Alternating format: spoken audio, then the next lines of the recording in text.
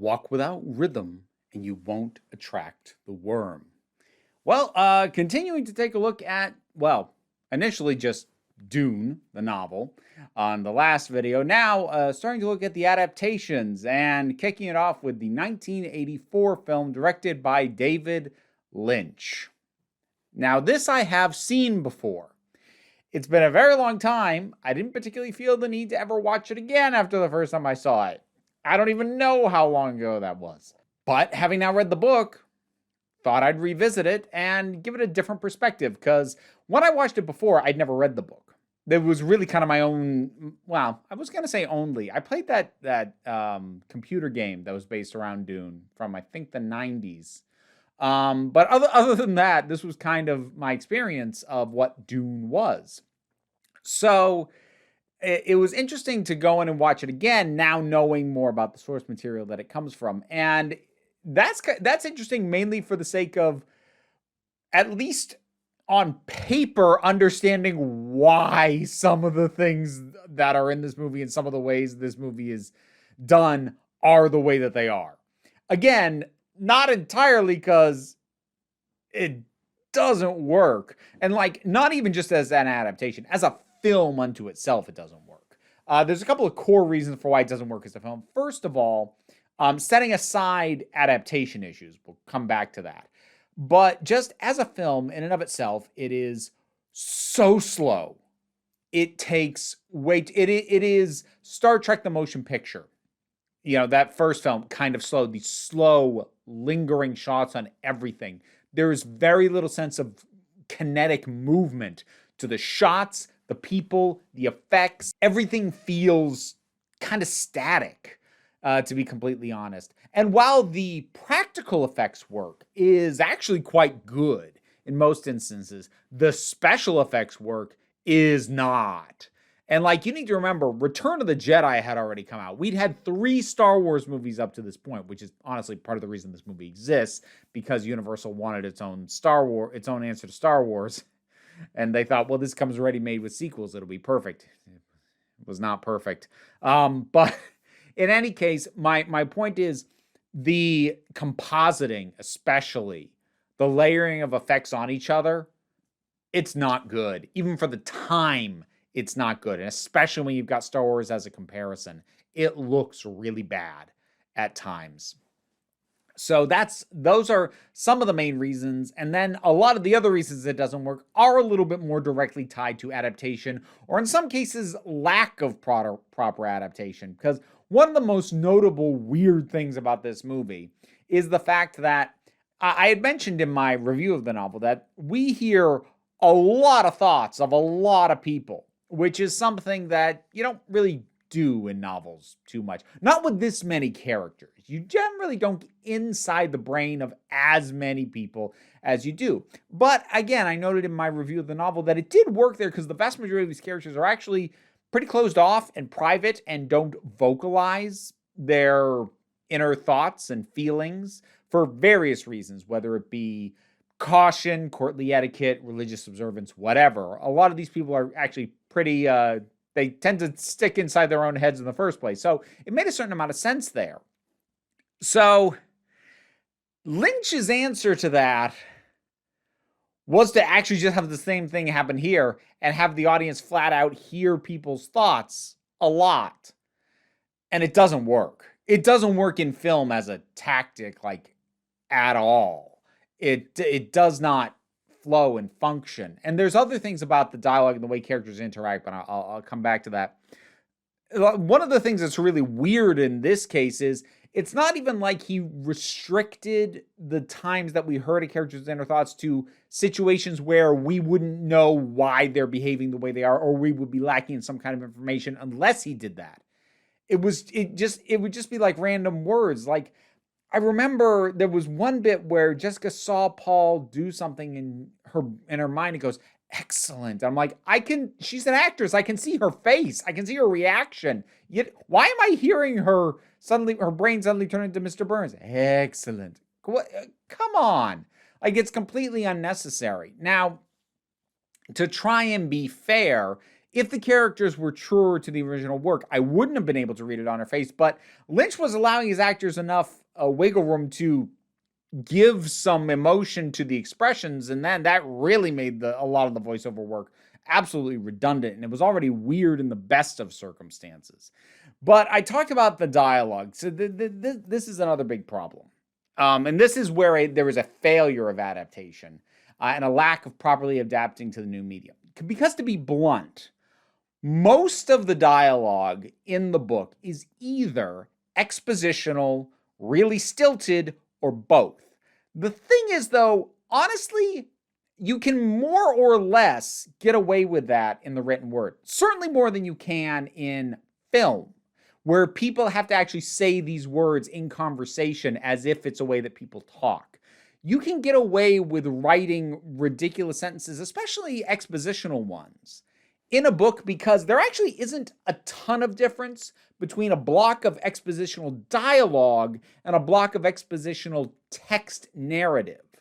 While, I mean, there is a difference. One is coming from a character and maybe it informs that character the way it's said, but like functionally, reading a text a block of text that is expositional speech from a character, it's the same as reading a block of expositional narrative. In film, the experience we have of watching it, suddenly hearing a character just spew exposition at us in a way that does not read as in a conversation a human being would be having, it doesn't work because it stands out in a way that it doesn't on the written page. And that's also part of why this movie starts with, you know what? I kept trying to figure out at what point it stopped. It starts with a big block of exposition from the princess, which appears to be Lynch's attempted solution to the fact that I had mentioned in the review. We got glimpses of the princess through these little snippets of things at the start of each chapter, but she doesn't actually show up till the end. Here, she still basically doesn't show up until the end, but we just basically get her talking directly to the screen instead of a text crawl a la Star Wars. So that happens. We get the opening credits. Then I'm like, okay, exposition dump is over. But then we have all this guild stuff. I'm like, okay, so we're still in exposition mode. And then even when that ended and it got to the Atreides household, I'm like, we're still in exposition mode. And that's kind of when it started to sink in. Actually, most of the dialogue in the book is expositional, but it didn't stand out to me there, but it does here because it doesn't work in film. You can argue how well it works in text, but it works better there than it does here. So the dialogue, and I feel really bad for most of the actors. These actors, you can tell, don't know what to do with these words. Most of them are very stilted in their delivery. Some of them seem slightly baffled, like poor Jürgen Prochnow seems confused by what he's supposed to be doing. Then you have some that just throw their all into it, like the guy who plays the bear, and like he just decides to chew the scenery. Okay, that's one way to try to inject life into these words. And like saying that makes it sound like I'm criticizing the book. I'm not really. It didn't bother me so well. The way characters were written to speak actually did bother me a little in the book, but it had more to do with a lack of a contrast between how different characters or different circumstances, they were still all kind of speaking in a similar way. But generally, just reading dialogue, it didn't bother me in the book. But here, oh boy.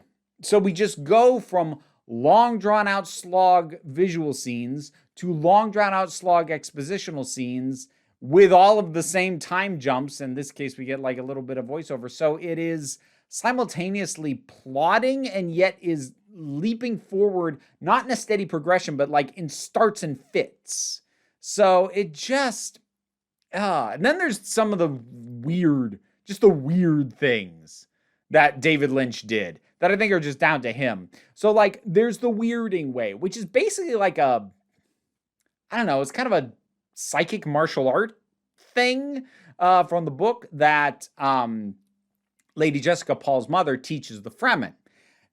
Because David Lynch didn't want to have a bunch of people, I think his exact words were doing kung fu in the desert. That might be a misquote, but I remember hearing that at some point.